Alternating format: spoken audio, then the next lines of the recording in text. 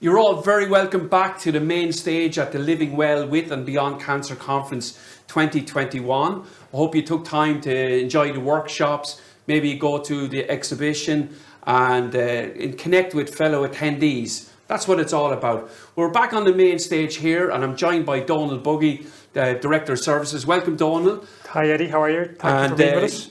You've got a lot of information, I think, about the services that are by the Irish Cancer Society. Maybe you could take us through them, Donal. We'd love to hear them. Great, thanks Eddie. So I want to talk in this section about the information and advice services that are provided by the wonderful cancer nurses that work within the Irish Cancer Society through our daffodil centres and through our support line. And one of the things that is very important for people when they are diagnosed with cancer or as they go through a cancer journey is the access to quality information, access to the latest information, and to be sure that the information they are getting is the best information available. And with the internet and such availability of information over the last number of years, it is important to have that trusted voice, and that's where our cancer nurses and our services come in.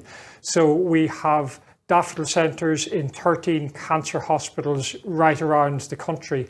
And these are like Irish Cancer Society embassies within these hospitals where we have nurses and volunteers, we have information, we have access to and signposting from this service to all of the supports that are available, whether they be Irish Cancer Society supports or whether they be community supports right around the country. And then also, if you cannot make it to a daffodil centre in a hospital, you have the free phone number, which is 1-800-200-700.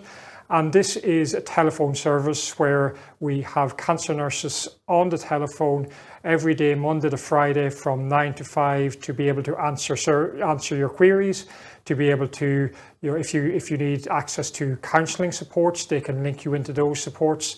If you want to speak to a peer volunteer, that's someone who has been through a similar cancer experience themselves, to talk to you about how they went through it and how they experienced it.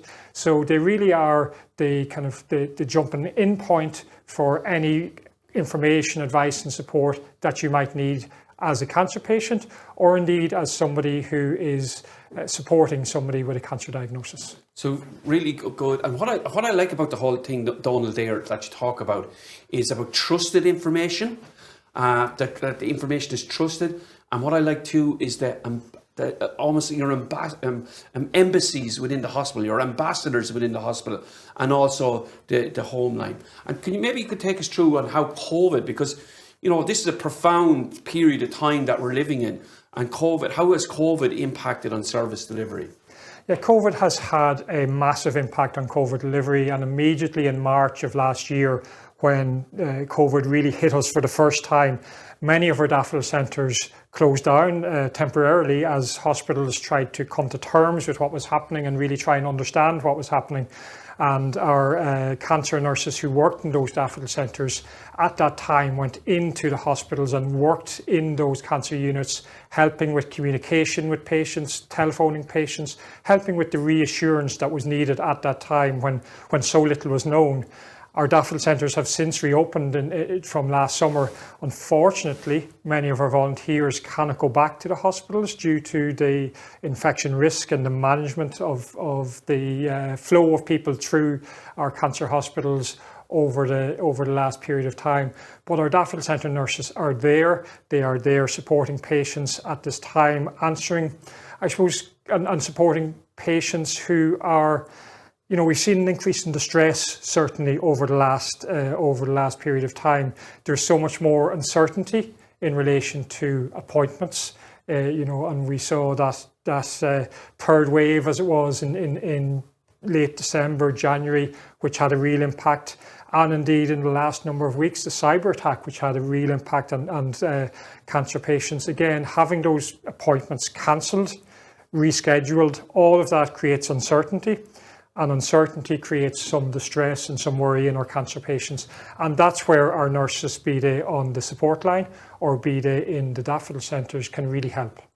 And just very briefly, as Irish Cancer Society is a learning and growing organisation, innovative organisation, maybe working through from diagnosis into survivorship. What supports can we expect in the future, Donal?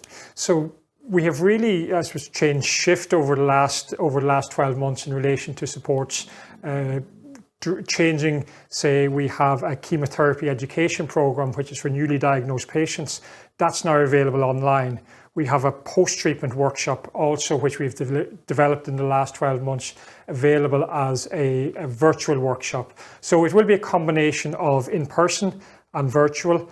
And it also will be, I suppose, a much more seamless experience, so that when you are diagnosed with cancer and you contact the Irish Cancer Society, we will be with you right through every step of the journey, there when you want us, there when you want to come back to us, and being able to prompt you and support you and provide you with information in relation to, well, what other people have experienced and what other people have benefited from at this time.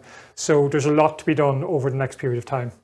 And Donal, we actually have one of those Irish Cancer Society support line cancer nurses, Mary Loftus, joining us today. Mary, there you are. It's lovely to see you and to speak to you. And Mary, can we ask you who is the support line for? And if one of our viewers today decides to call in, what can they expect when they call the line? Yes, the cancer line is for anybody who's impacted by cancer. It can be patients, it can be family members, it can be friends or healthcare professionals. And they can call us about symptoms, they can call us about going for tests, or during their treatment, or after their treatment, during their survivorship stage. We get calls on all those aspects. When they call us, they can expect to speak to an experienced cancer nurse. The first thing we will do is listen very carefully to them to hear what they're saying and to assess their support needs. And then we will advise them, support them, and give them information accordingly. Super stuff and incredibly important work. When is it available? The line is open 9 to 5, Monday to Friday. But of course, people can contact us as well via email and via social media and the online community. And we will respond to their queries within 3 business days for the online community. We try to call people back within 48 hours, and they can leave a message. It's important for them to know that they should leave their name and their telephone number, because that way we will be able to return their calls. Very practical and very important advice you're giving there, Mary. And what sort of support and information would be commonly that you would give to callers? People need a variety of information. Sometimes it's just to talk about what's going on, and that's our number one goal, is to listen to people and to hear them out. Many people need general information, which is in our booklets and on our website, and we can post out booklets to people at their request. And we will talk about the diagnosis that they're going through, or the emotional impact. We also focus a lot on the emotional impact of cancer, because it is something that many patients feel there is a great need to have addressed, and that's where we come in on that aspect of the cancer journey. We also tell them, of course, about services that are available. If people are coming to the hospital for the first time for cancer treatment, they're not aware that we have the volunteer driver service when they're coming for their chemotherapy. They're not aware, but they sometimes need to know about the travel to care scheme, where if they're more than 50 kilometres from the Centre of Excellence, we can provide them they can apply to us for stipend of money towards that cost. Thanks so much, Mary. Okay. Really appreciate all the work that you do in the support line. Thanks to Mary and Donal. Don't forget that you can talk to one of our cancer nurses today. Simply visit the Expo booth, the support line booth that's there. And remember, 1-800 200 700, Monday to Friday, 9 to 5. Irish Cancer nurses are there to help you.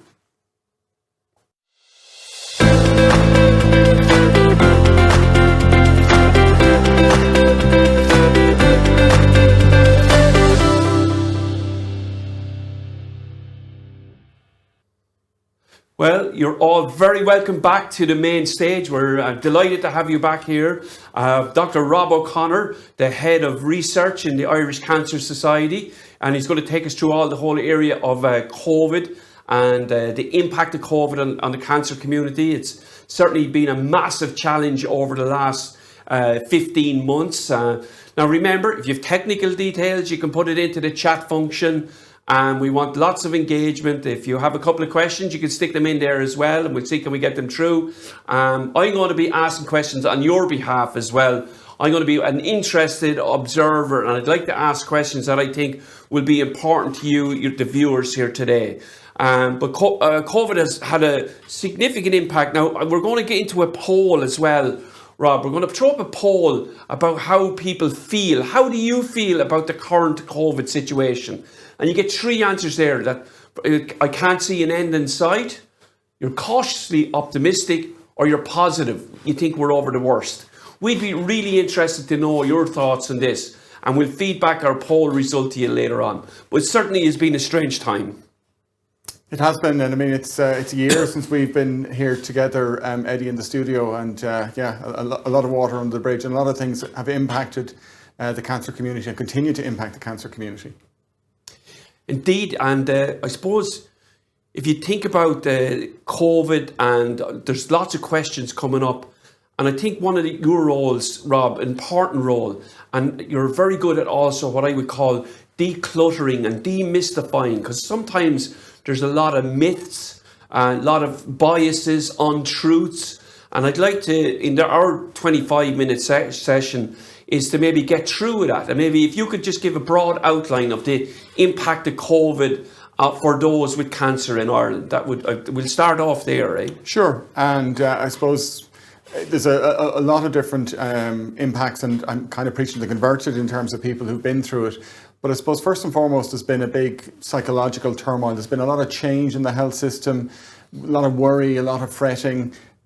We've heard different numbers coming through, and so on. So that has caused a lot of problems, a lot of changes in the health system, a lot of appointments converted to being virtual, and often had to be conducted alone, or if somebody did get into a hospital, and that can cause a lot of distress. There's been a big impact. The community, I suppose, has done a huge amount to protect itself. The cocooning, there's no question, has been very successful, and the cancer-affected community has had very low rates of COVID. But the consequences for those who have been infected have been very severe. I suppose there's also been a lot of disruption in the health system. So the lack of screening, and screening was stopped for a certain amount of time, lower capacity in units, has meant that there's been longer waiting lists and just more change and disruption. And it's been, I suppose, a challenging time for many people in cancer, very challenging for a lot of health professionals as well, trying to deliver the same service, the same compassion, etc. So definitely it was a system under incredible stress, and during the different phases, like the early phase, nobody really knew what they were about, really. They were trying to, in a way, keep, almost like swans, maybe serene on top, but paddling like mad underneath. And there was a lot of stress in that system. And then we'll say in the first summer, people maybe got a little bit more hold of it. But in terms of its impact on research, Rob, you that looks at research, can you maybe explain some of the research impacts? So the effects on research have been pretty much devastating, and not just in Ireland, but globally. We've seen a lot of issues where, say, colleges were closed, universities, etc., labs, and indeed some of our researchers helped with the COVID effort, and some of the techniques and some of the reagents that were needed to test for COVID. A lot of the doctors and nurses had to move to more frontline activities and were focusing on patient care, which is a priority. But that meant they didn't have time or access sometimes to patients for things like clinical trials. So clinical trial activity fell by around about half, which is a big worry, because ultimately, up until now, we've been seeing steady improvement year on year in cancer survival, which is really important. And when research takes a back seat, unfortunately, that has downstream consequences. And we're still seeing some of that disruption. So I suppose some patients haven't been able to get on to clinical trials. It can be very difficult to consent people. There have been delays in the ethical approval process. So it's a difficult picture when it comes to research. And we've recently announced a commitment to at least €15 million of investment over the next 5 years in world-class research in this country. And that's all made possible by the generosity of the people who support us and support research, all of which is made possible by the donations that we get. And just on that, that sounds like a significant jump in research capacity, Rob. Would that be the case? Yeah, and I suppose we're also redirecting it. So we've some specific initiatives related to looking at the impact of COVID on cancer and cancer outcome, and looking at mitigation. So are there things that can be done around cancer services to better support people with all of the different measures, the PPE, the challenges for communication and stuff like that. So I suppose we've redirected some elements, but we're also, I suppose, trying to provide stability. We have really top-class researchers in this country, clinicians, scientists, nurses, dietitians, physios, speech and language therapists who've trained in the top places in the world, who have great ideas, and it's only through fostering them that we're going to find the new innovations. And to be honest, with the impacts that we suspect of COVID into the health system, we are going to need to research our way out of it. We are going to need to find new and innovative ways to identify cancer early, to help people and empower them to identify the signs themselves, to make sure that diagnostics are efficient and that people get the best possible treatment. And on the other side of that, the best supports in terms of, what to eat, their weight, exercise, all of those things that can add to the quality of life afterwards. So I like that phrase, we've got to research our way out of it. That's a very interesting phrase. Yeah, I kind of hijacked that from The Martian, from Andy Weir's book, where the main character, he says, we're going to have to science our way out. So I'm saying we're going to have to research our way out. And that is what happens. It happens in wartime situations and that as well, that there's a lot of innovation when people are put under pressure. And we desperately need that innovation now if we're to curb the potential impacts of COVID. Given that we expect that mortality from cancer may climb for maybe the next 10 years. So there's a lot of need around that. And we feel that we have a good community here in Ireland. We have people who want to be involved in research from the patient point of view. And we said we have really world-class clinicians here. Why do you think mortality will climb over the next 10 years? So it's a complicated picture there, and there isn't one contribution to it, but a number of different things happening simultaneously. So for example, we have 3 great cancer screening systems here in Ireland: bowel, breast and cervical. And particularly in the case of bowel and breast, they often pick up cancers before they happen. So they pick up the abnormal cells before they turn into a cancer cell. Those cells get taken out, no more worries about cancer. So when people aren't being screened, some of those people that have those abnormal cells, silently and without any symptoms, those abnormal cells are converting into cancers. And I suppose one of the best examples is probably in bowel cancer. And I really would urge anybody who's of the age group, the 50 to 60 to 69 age group that are eligible for bowel screening to take up that offer. But in the case of bowel cancer, if it's caught in stage 1, it's very curable. About 19 out of 20 people will be cured of their condition with a relatively straightforward operation. And they'll come out the other side and so on. But if it progresses to stage 4, the outcome is potentially a lot more bleak. The treatment is a lot more involved. So I suppose if cancers aren't been picked up, and we know that there are a lot of people who've been worried about going to their doctor, to their GP or other health professional, if they're not going to their doctor in the first place, if they're worried about all of that, some of those people may have some abnormalities that the doctor may pick up. So things may be moving on silently within there. There's a big increase in the waiting times at the minute because capacity has been hit. So again, people will be waiting longer. So all of those things tend to magnify each other and will affect, in particular, certain malignancies. We're already starting to see some of the signs, unfortunately, with things like lung cancer, where we are seeing, and clinicians are reporting, patients coming in with more advanced malignancies than they would be used to. Okay. I suppose, what's the key takeaway message there, Rob? Because there is a key takeaway message about screening. There is. I suppose we need to make sure that the resources and systems are put in place to get the maximum efficiency out of them.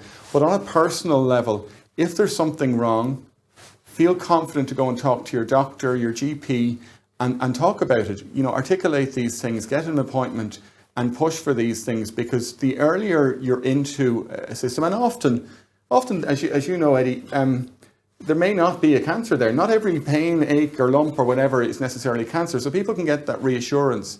So I think it beholds individuals to be empowered to go and to talk about these things, and maybe partners to kind of say, Eddie's been moaning about this pain in his side, or has been maybe having some waterworks issues. Go on, Eddie, go to the doctor and encourage that, because remember, there are delays in the system as well. So the earlier you're in there, the earlier your intervention, the earlier hopefully your mind will put at rest, or if not, you'll get into the great care that we have in this country. And what I want to do now is I just want to sort of refocus a little bit around COVID and vaccination, because vaccination is a concern for lots of people. If you've been vaccinated, pop it into our chat function, or if you're waiting to be vaccinated, we'd love to know as well, because there's been a lot of effort by the Irish Cancer Society through the advocacy to ensure that individuals with cancer were prioritised appropriately.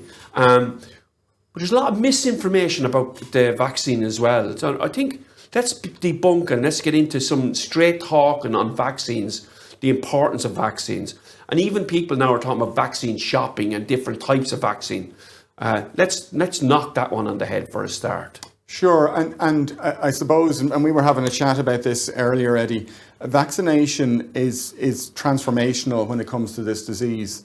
And I think we can see it when we compare some countries like Israel that have had the advantage of being able to vaccinate large portions of their population, and they have essentially a normal life now in their society. COVID is very consequential for people that have an immune system that has been knocked out. So that will be some kinds of cancer patients, and I try and break these things up. I suppose there are those that are going through active cancer treatment, and some particular cancer groups like those with certain types of blood cancer whose immune system is potentially very weak, and they are very vulnerable to COVID just kind of coming in. So vaccination gives me a benefit, and I've been vaccinated recently. So I know now that any of the vaccines will protect me from getting COVID, will protect me from giving it to somebody else, and in particular somebody else that might be more vulnerable, like my parents, my dad in particular would be very high vulnerability. And it's a community effort to protect everybody around us, because we all benefit when COVID and other infection rates are low. We can get back and focus on all of the other aspects of life that we want. So there's some important messages here, Rob, and I just want to slow it down a little bit, okay? So we talked about there's some vulnerable groups. So those that maybe have blood type cancers are in that vulnerable space, or those that are in current active treatment are in that vulnerable space. So it's critical. What should they do? So I suppose everybody needs to get vaccinated to start. And I suppose, and here's the key message, right? The best vaccination is the first one you get in the arm. Absolutely, because the mortality, particularly for some of those very vulnerable people, is very high. And even if COVID doesn't kill you, we know that about half of people who get a medical case of COVID, so in other words, they become unwell, will have a lingering health effect. So, maybe a heart condition, maybe fatigue or whatever, that may go on indefinitely. So obviously we understand that in cancer world, around chronic fatigue, and sort of we don't want the fatigue bit. So for those individuals that are in those vulnerable groups, and still in those vulnerable groups, the big shout out one is get the vaccine. The second one is to maintain the safety precautions. Maybe you could just talk a little bit about that, because I want to make sure that our viewers today are getting clear messages about how to keep themselves safe. Yeah, and as I said, there's different variants of risk within that broader kind of cancer community. We're still getting around 400 to 500 cases of COVID being reported each day in Ireland, broadly speaking. And that probably isn't all of the cases. We know that not everybody either who has symptoms will report, and we know that some people don't have symptoms and they may be carrying it unaware. So we still need to be cautious. Outdoor activities, the virus is passed on as we breathe. In particular, things like singing or, forcing out air, coughing, sneezing is particularly bad. But in an outside environment, that gets diluted very quickly. So I suppose in terms of risk, outdoor is much better than indoor. Masks provide a level of protection, and in particular when we're indoor, as I say, outdoor we're mostly okay. And it's really keeping that distance, and I suppose being careful with who we meet, that we're not going into maybe large groups of people who particularly mightn't be vaccinated, and that we're choosy with who we maybe meet up with as the regulations are being relaxed. And for some of our viewers, they've had their full dose of vaccine, time 1 and time 2. For others, they're commenting, and we know that and thanks for the engagement, they've had the round 1 of AstraZeneca and they're waiting for round 2 of AstraZeneca. And I suppose they're wondering about that. Maybe you could just give a comment on that. Sure. So specifically speaking around the multi-dose vaccines, and in particular AstraZeneca, because there's a relatively long interval between the doses, you only get maximum protection about 1 to 2 weeks after the second dose. There is certainly some protection, and these things are not binary. You're not protected and then you're 100% protected. There's a kind of a graduation over time. So full protection, and particularly for somebody who is likely to be more vulnerable, somebody who is older and maybe other medical conditions, they really need to be careful until that 1 to 2 weeks after the second dose. But any dose of vaccine 2 weeks afterwards starts to give some level of protection. And that's when scientists look at the different communities and the vaccinated and unvaccinated, they see a clear divergence 2 weeks after the first. So automatically rates start to go down. And then once it gets to 1 to 2 weeks after the second dose, when people have established their full immunity, we see, for example, there's essentially no deaths. Hospitalization rates go way, way down. Some people occasionally do get COVID. There are some breakthrough, but it's much, much less consequential. And people aren't passing it on then either, which is really important. This key of not passing it on. If you're vaccinated, you're not passing it on. People are concerned, and questions coming through around the cyber attack and its impact on vaccinations. Have you information on that? Yeah, so I suppose part of the challenge is the cyber attack has just disabled so many information and communication resources within the HSE. The vaccinations are still going on. I had mine 2 weeks ago, very efficient in the Helix, great people in there doing it. But it can be hard to work out the numbers, and I think that's where the challenge is. So vaccination is still going on. There's a population a bit more than the size of Swords been vaccinated every single day, 7 days a week. So those numbers are building up. We're a bit ahead of the curve actually in terms of Europe with that. And that is how we are going to get back to normality. That is how we're going to be able to suppress the infection and protect the more vulnerable who maybe will not benefit to quite the same extent from vaccination, because it is about risk. It's around how much COVID or other infections that you might be protecting against are in the wider community. There's some great questions coming through now. So if you have them, we've got questions. I tell you, that's why I think having such an expert in the room, and I'm talking about Rob here, it just facilitates us. Now, the efficacy of the vaccine for blood cancers such as lymphoma, etc., for 1 dose during chemotherapy treatment is cited as low as 8%. Is there any improvement expected with a second jab or potential subsequent booster shots? So that's a very specific question, and even within lymphoma and certain leukemias there are variations. So I'll try and answer it in a general way, but I suppose that person might want to talk to their clinical team about their specific type of lymphoma or cancer. The vaccines need a functional immune system, so an immune system that's talking to itself and working efficiently to be able to be effective. Certain cancer treatments and certain blood cancers, as I mentioned, can disrupt that. I'm going to keep you going with that question, because we've another question come in, and both of them will be more appropriate to the clinical team, but your answer will cover the other question. But I want to show the viewers that we're putting the questions to you about a stem cell transplant effect. How does that affect COVID vaccination, e.g. having a first injection before transplant and second afterward? Could it affect immunity? That's a technical question, just like the other one I gave you. So it is, but I mean, I can give a kind of a general answer. But as I said, in the specific circumstance I need to talk, there's no question a stem cell transplant will knock out immunity. A stem cell transplant, by its nature, destroys the immune system. So there will be no immunity to COVID or to other types of infections, not just to that particular virus. There haven't been any studies to look at the other side, which is, I think, where the question is really leading, around post stem cell treatment immunity. And I would suspect that person will certainly need a post-treatment vaccine, and then they will need to talk to their clinician potentially about a booster and a follow-up as their immune system starts to come back and starts to be able to accept the vaccine and make use of the vaccine. So timing will be quite important there as well in terms of the overall immune function of that person. So some amazing questions from our viewers. Thank you so much. I suppose one of the things is, like, I've been vaccinated because of my work in the health service, and the key, just in terms of the cyber attack, the vaccine system is up and running. It's going. There's a high volume of vaccine coming into the country. But some people, remarkably, in a way, are vaccine hesitant. I suppose there has always been an undercurrent. Actually, vaccines started over 200 years ago, and since then, like, there was vaccine hesitancy in those days as well. So we've seen it all the way through. There are always people who profit, either financially or their egos kind of profit from spreading misinformation around vaccines. We do know that there are potential side effects from vaccines.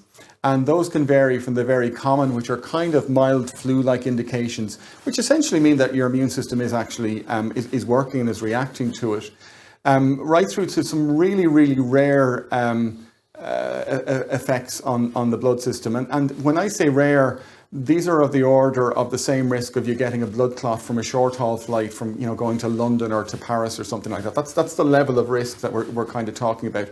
So we know these things are examined for.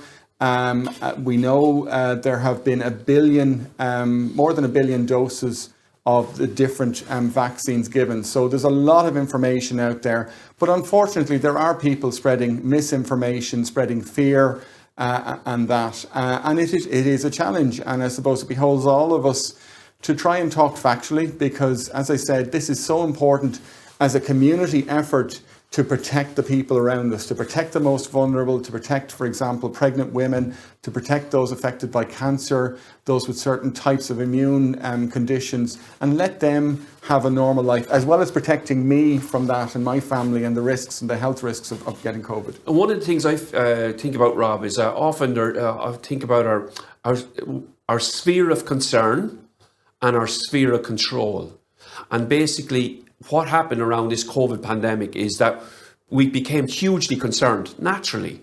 But our sphere of control, that's around social distancing, mask wearing, outdoor meeting.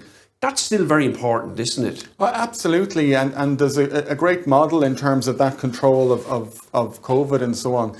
There's no single measure. So vaccination on its own won't work for everybody. Mask wearing on its own, hand washing, etc. won't work.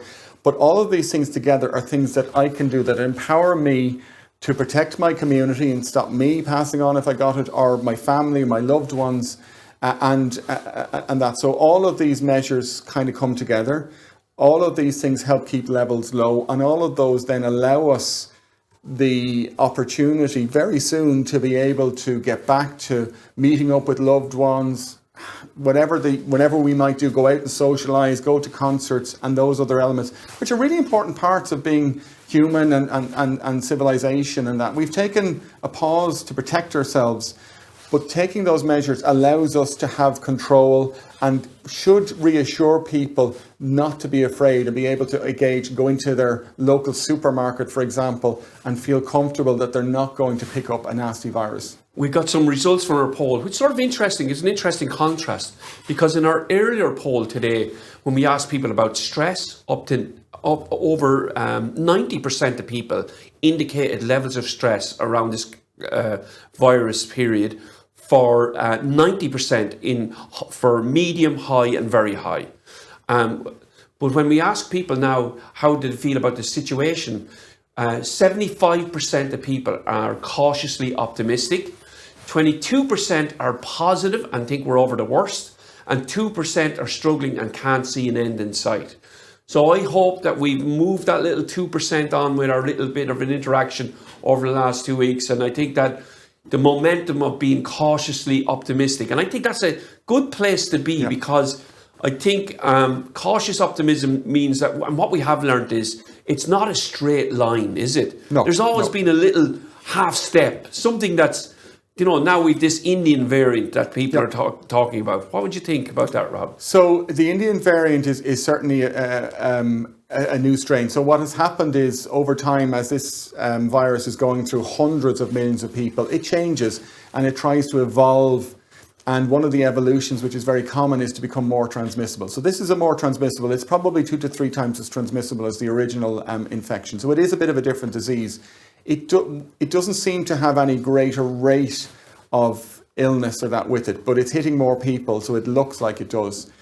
We know that vaccines work against them, maybe not quite as well, but we don't need vaccines. If everybody is vaccinated, we don't need 100% coverage from the vaccines. So I think that cautious optimism, that, keeping some of these control measures, being careful about what we do in our lives, being very careful if we're very vulnerable due to treatment or whatever. I think those measures, along with vaccination, give us a lot of reason to be optimistic. I think things are going to take a bit longer to pan out. There's no question that the Indian, and there will be other variants, that these are bad news, but the science is keeping ahead of these things. We have a good level, we're over 50% of our population have had some level of vaccination, and what that means is that vaccine, every second person that it's hitting, it's not getting to move on, so it's really slowing things down. And as those vaccination levels go up, I think we're going to see that battle more go on our side against COVID. It is going to take a bit longer. There are reasons to be careful and to be cautious and everything. But because the most vulnerable are protected, the people who die, and we were seeing 100, 110, 120 people dying per day from COVID only a couple of months ago. So vaccination has been a massive game changer in this. Now, some really informed audience we have today. And one of the questions is, would vulnerable people be better served and get a higher percentage immunity against variants if they were given the mRNA vaccine for the second dose? So I guess there isn't much information on switching doses, okay? And that's where we need to be very careful to work off a solid base of where the trials, and the trials used the same kind of doses. There are some trials looking at vaccination switching, and indeed when we look at boosters in the future, it's very likely that a lot of those will be messenger RNA based. At the minute, people will be better keeping, because we know the evidence is strong around the same vaccine. So if you've got AstraZeneca 1, AstraZeneca 2, is the logical choice, simply because we don't have the evidence. So we need to build from things that we're very confident of and wait for research to come out to kind of tell us. And that's critically important. And is there a way to tell, it's a question, is there a way to tell how effective the vaccine has been for an individual? As like, how would someone know it's been fully effective for those with cancer that affect their immune system? So cancer and immune issues are a particular challenge to be able to know. For the average person, and by the average person I mean somebody who might be, say, in their 70s, maybe had cancer treatment and has successfully kind of come out the other side, there is no question that they are very immune. And by very immune, I mean 19 out of 20 people will be fully immune. And even within that 1 in 20, they may feel unwell, but they're very unlikely to have the disease kind of progress further. Just say that again. I think that's an important point. So with the in particular the mRNA vaccines, we know that 19 out of 20 people will be fully immune. So in other words, if they get exposed to COVID, they will not become significantly unwell from it. So that's a really good news story. And nor will they pass it on. As I said, it's the community impact that they may come across COVID, but they will not pass it on to somebody else. Unfortunately, though, we have vulnerable people within that community. As I said, some blood cancer patients, some people with other the stem cell transplants and those kinds of things. And unfortunately, the vaccine will not be as effective. It's still worth taking because any benefit is better than no benefit. But we're just not as confident that they will be as immune for obvious reasons.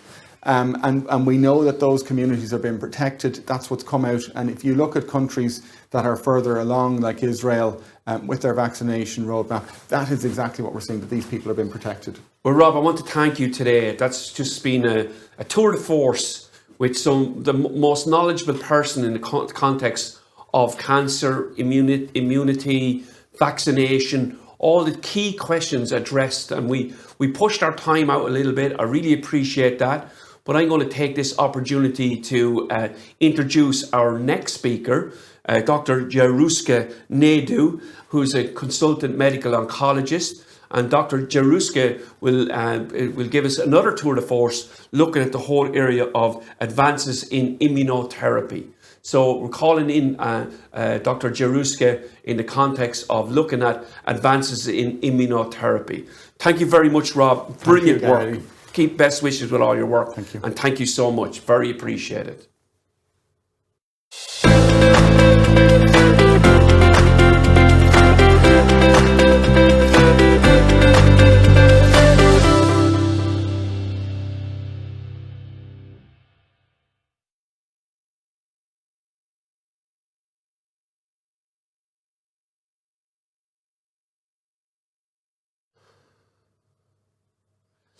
So we're very delighted to invite Dr. Jarushka Naidoo, who's a medical oncologist in Beaumont Hospital.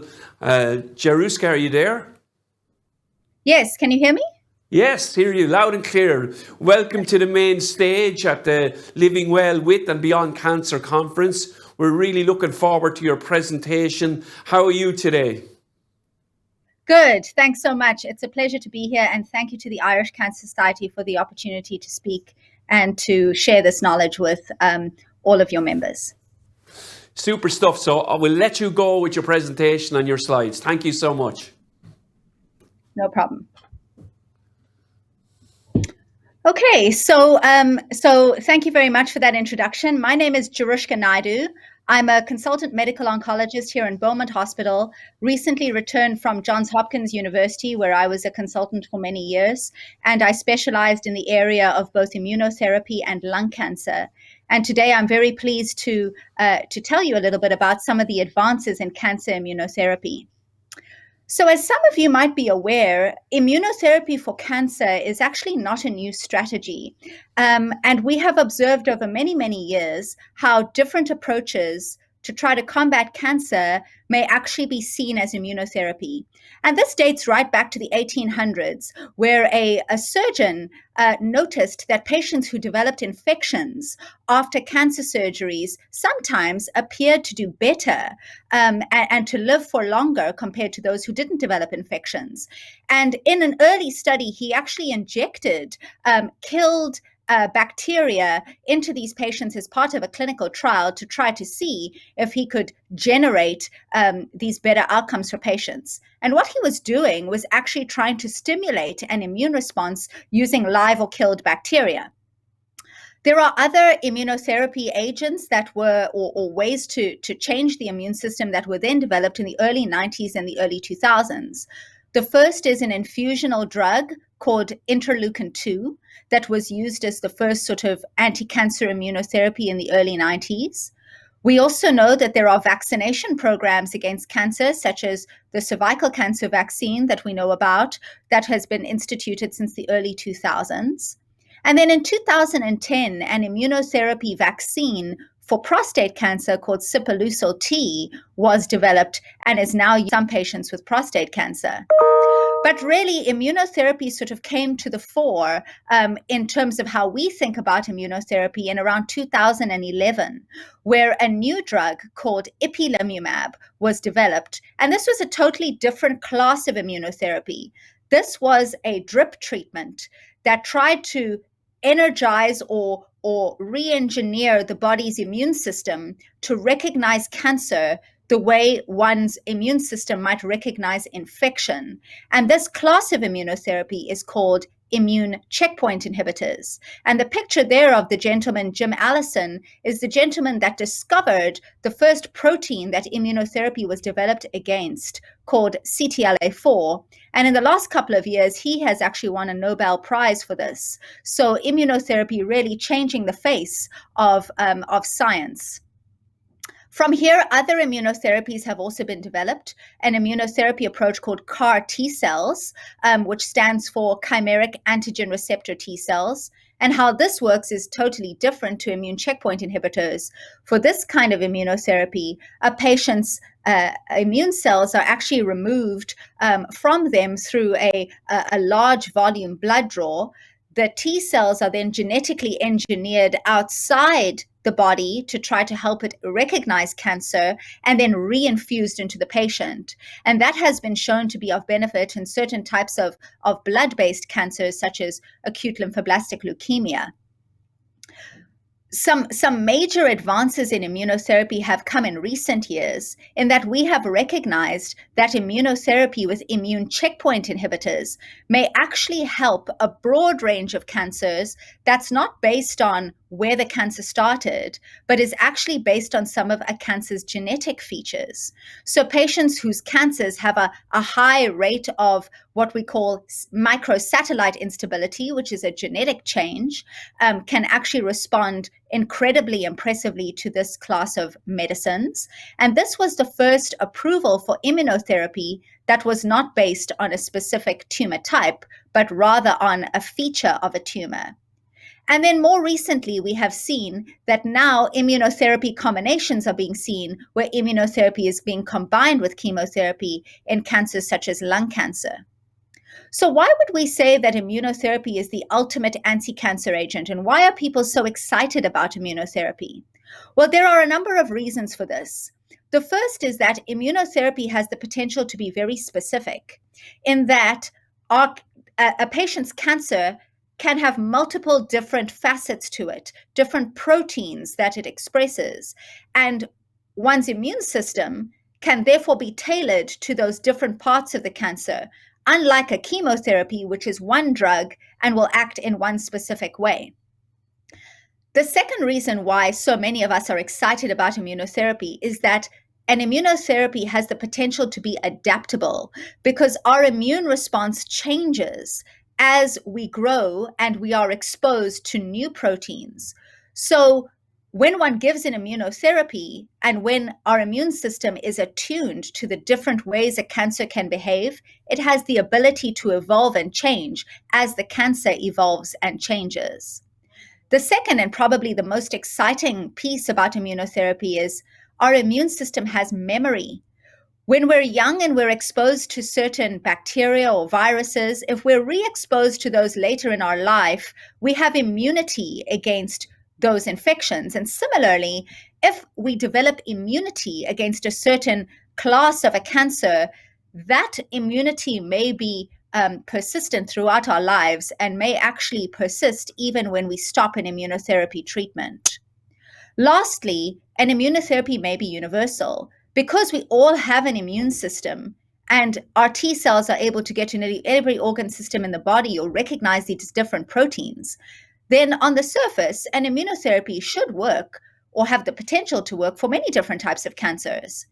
And what we have seen is that this has borne out in the clinical trials, that immunotherapy with checkpoint inhibitors looks to be effective in over 15 different cancer types. So really ushering in a new era for cancer therapy that is not just based on chemotherapy, but in many cancers will also include immunotherapy. So I'm a lung cancer physician, as I mentioned, and immunotherapy has really been a practice-changing advance for patients with lung cancer. And what is this based on? So it's based on a clinical trial called KEYNOTE-24, where an immunotherapy medicine called pembrolizumab was given to a subset of patients with advanced lung cancer, patients whose lung cancer expressed a marker on its surface called PD-L1. And we see that marker expressed highly in about 30% of patients with advanced lung cancer. And what this study showed was that on average, about 50% of patients with advanced lung cancer will be with us a year after their treatment. And this drug improved that rate to 70%. And really, the benefit from this treatment was so overwhelming in this study that the study was stopped early due to the overwhelming benefit of the new drug. And we see here in a list below that there are a number of immune checkpoint inhibitors against this PD-1 or PD-L1, not just pembrolizumab, that appear to be effective for patients with lung cancer. Another poster child for immunotherapy, and really the original poster child for immunotherapy, is melanoma.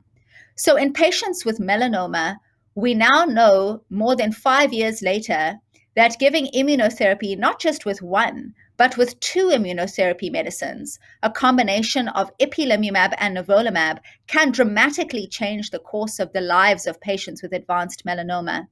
And what this study shows was that at 60 months, so nearing 5 years, about 50% of patients who got an immunotherapy combination treatment were alive at 5 years, compared to those who got the older immunotherapy, which was around 29%, and really chemotherapy, which was our historic standard before that, was way down at around 5%.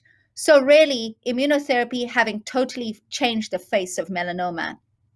But what was also observed in that study was that sometimes these treatments don't come without side effects. And particularly with the combination of immunotherapy, we saw that 96% of patients may develop some side effect from these treatments, with nearly 60% developing sometimes severe side effects that were quite different from traditional chemotherapy and really represent a new area that we need to understand better and which I have focused a lot of my research in. So as I mentioned before, the promise of immunotherapy really is this concept of immunologic memory, that by giving an immunotherapy, we can somehow generate this group of immune cells that will remember the features of the cancer for a long time. And if the cancer grows, we'll be able to target and eliminate those cells and maintain a patient in a long-term remission. And a good example of this was a clinical trial that I led with investigators at Johns Hopkins, where we gave patients 2 doses of immunotherapy for early stage lung cancer before their surgery. And what we showed in this impressive CAT scan is that more than 40% of patients had their cancers shrink as a result of this treatment. And what the above graph shows is that we saw dynamic changes in the immune system in relation to when the immunotherapy is given, telling us that when we give immunotherapy, we are stimulating our immune response, and it is that immune response that has the potential to maintain us in a long-term remission. Another area of development around immunotherapy is biomarkers. So what this means is, are there features of a patient or the tumor that will tell us whether one patient is more likely to respond to an immunotherapy versus another patient? And generally, there are 3 areas that are of interest in terms of biomarkers. The first is telling us whether someone has an inflamed tumor. So tumors that already have immune cells in them that are more likely to respond to an immunotherapy. The second is the genetics or genomics of the tumor. It is appreciated that tumors that are more complex genetically may appear to be more diverse to our immune system and may elicit a stronger response to immunotherapy. And the third is actually the patient themselves. Are there specific features of a patient, such as the foods they eat or the places they live, that may shape the quality of their immune responses? And I'll talk a little bit about that. So PD-L1 is this marker or biomarker that we test for, particularly in patients with lung cancer. And essentially what this is it's a stain on the tumor tissue that tells us how many immune cells might be in the tumor and how active those immune cells might be. And if the PD-L1 score is high, this tells us that a patient may be more likely to respond to immunotherapy. The second marker I spoke of is the genomics of the tumor. So this can be evaluated using a measure called the tumor mutational burden. And what this is it's a count of the number of genetic changes in a tumor. And specifically, the higher the count, the more likely our immune system will be attuned to our cancer, and the more likely we will have an immune response against cancers. Lastly, a large area of research that I am involved in, and many others across the world, is this idea that there are factors related to a patient themselves that may help or support an immune response. And one of these is the gut microbiome. So what is this? The microbiome is the bacteria, fungi, viruses, all these microbes that may live in our bodies. And in different parts of our body, such as our gut, our mouth, these microbes may be different. And their genetics is called the microbiome. And it's been understood that these microbiomes in different parts of our body may influence our health and actually may influence whether some patients do well from immunotherapy versus others. And so far, what's been shown is that patients who have a high gut microbiome diversity, meaning a lot of different bacteria in the gut, tend to do better from immunotherapy when they have melanoma and are receiving an immunotherapy for melanoma. What's also been shown is that it might also relate to the actual microbes that are in our gut. So there are specific groups of microbes that appear to be protective against developing the side effects of immunotherapy. So really a burgeoning area of interest in the field of immunotherapy. The other area to mention that I touched on before is that unfortunately these treatments do cause side effects. Thankfully, the side effects from these treatments appear to be much easier than chemotherapy, but when they happen, they can be complex and occasionally severe. What we tell patients is that when we stimulate an immune response against cancer, we can sometimes overstimulate the immune system and cause inflammation in normal parts of the body.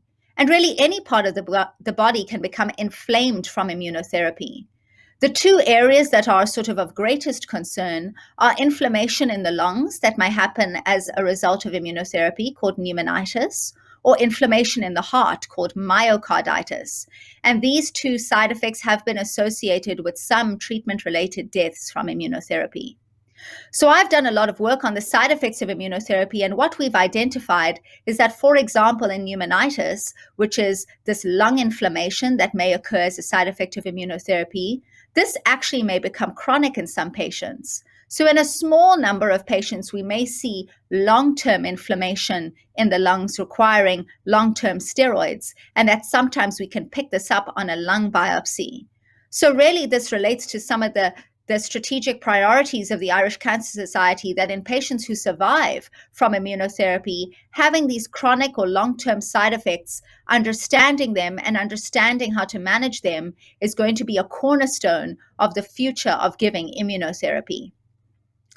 Another very important point to make is that immunotherapy is still a relatively new kid on the block when it comes to cancer treatments. Unlike chemotherapy that's been around for 50 or more years, immunotherapy is only about 10 years old.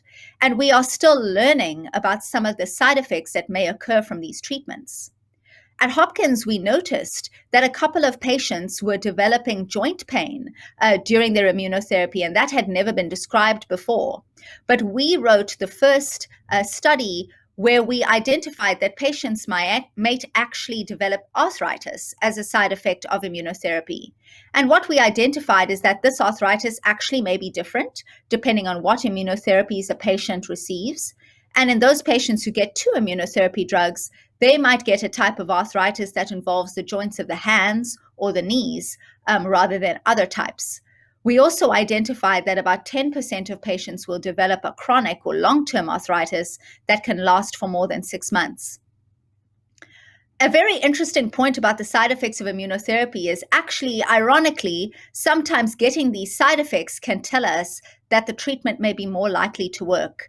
And I published this with an excellent medical student where we showed that patients who get more than 2 immune-related or immunotherapy-related side effects may actually have a better survival or better outcomes from immunotherapy. So sometimes, even though we might develop side effects, it might actually give us some reassurance. Lastly, I'll mention that as we understand more and more about immunotherapy, we need to evolve our systems and supports to help patients as they receive these new treatments. And one way to do this is to develop multidisciplinary teams around managing some of the issues, such as side effects from immunotherapy. In America, I developed a multidisciplinary team to manage the complex side effects of immunotherapy. And the role of this team was really to create a centralized group that would assist the medical management of patients in the hospital who developed some of these complex side effects. And we published our experience just last year. Moving on from this, since returning home, I've put together a team who will be the first Irish national immunotherapy toxicity team to try to respond to this growing clinical need, to centralize care of patients and identify why some patients may develop side effects rather than others. And it is hoped that through this collaboration, we may be able to understand which patients develop side effects and why. So in summary, immunotherapy really is oncology 2.0. It's the future, and it's how we will be treating patients with cancers and a growing list of cancers, not just lung cancer. So right now, we appreciate that immunotherapy with immune checkpoint inhibitors are approved for more than 15 different cancer indications and is likely to change how we treat cancers. Importantly, in a proportion of patients, we're also seeing long-term or durable survival. And it's even allowed us to consider the concept of cure, even for patients with advanced cancers. It is important to identify biomarkers such as PD-L1. These markers tell us who is more likely to respond to an immunotherapy and who is unlikely to respond, so that we may spare them from the toxicities of these treatments and usher them towards a different treatment. And understanding these biomarkers offers us a great opportunity for research. The side effects of immunotherapy, thankfully, generally are rare, but when they happen, they can be complex. Therefore, putting together teams like the one I suggested is going to be the future for cancer immunotherapy. Lastly, we can still do better. Not every patient responds to immunotherapy, so enrolling on clinical trials of new immunotherapy combinations will be the next wave. And also, these studies will aim to not only maximize benefit, but also minimize the side effects from immunotherapy. So with this, I'd like to thank all of my colleagues and collaborators, both in Ireland, in our academic institution, RCSI, collaborators in Europe, as well as collaborators and my former institution in the US, Johns Hopkins and Memorial Sloan Kettering, where a lot of this work was done. And I'm happy to take any questions. Dr Jarushka Naidoo, that was just incredible. It was a real tour de force. And I love the energy that you bring to this whole area. And if you call immunotherapy 2.0 for cancer treatment, I've no doubt you'll be at the forefront of 3.0, wherever that brings you. Because I think you just bring amazing passion to this area. And our audience, our viewers here have a few really, I think, quite interesting questions. And one is, can immunotherapy be given as a vaccine against cancer? So that's a great question. And right now, there are clinical trials looking at giving immunotherapy to patients with pre-invasive conditions. For example, patients with lung nodules, to prevent the development of cancer from there. A lot of these studies are being done in big academic institutions or collaborations in the US, but hopefully through Cancer Trials Ireland and other partnerships with the Irish Cancer Society, we do hope to bring some of these studies to Irish shores as well.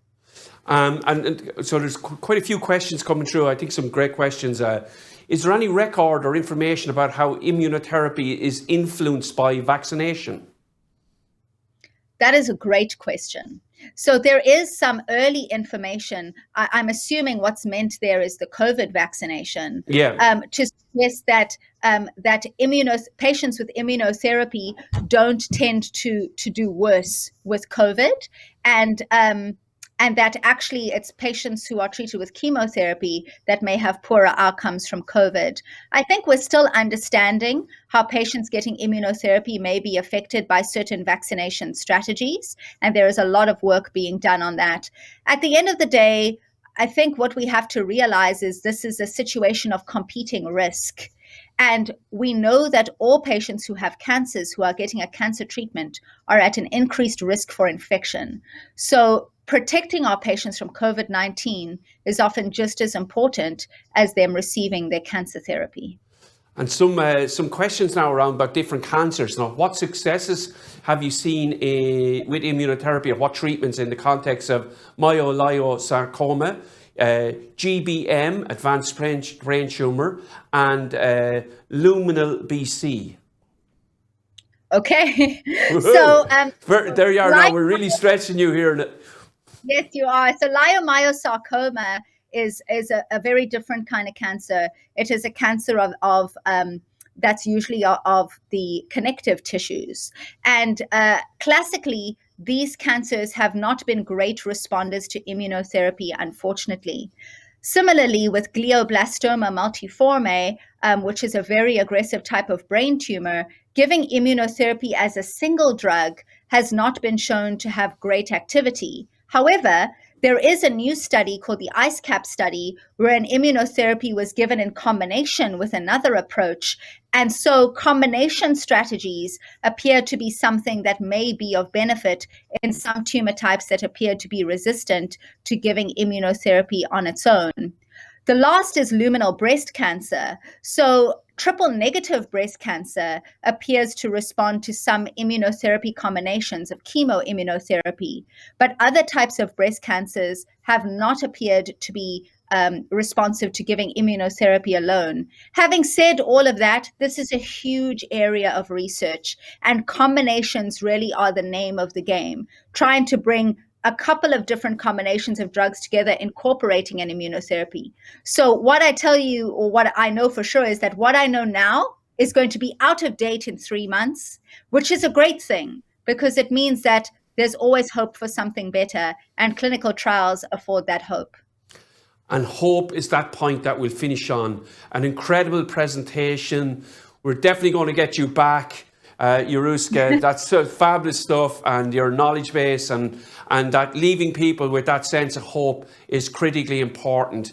Thank you. I'm going to draw close today's event. I'm going to invite people to come back tomorrow at 10:30. We've some incredible speakers. We've Professor Donal Brennan, we've Sharon Goff and Catherine Osborne, and we're going to be, so come and join us. We have the we've the sessions, the breakout sessions, the workshops, the virtual booths. We have, myself will be here. We'll connect. I want to have a real engagement tomorrow as well around questions that you ask. When you see these speakers in here with me, this is your chance to write down those questions in the chat function, and I'll be your voice in this room, and I'll ask those individuals those questions for you. Thank you so much. Living Well with and Beyond Cancer Conference 2021. Today's closing. We'll see you tomorrow morning at 10:30. Thank you.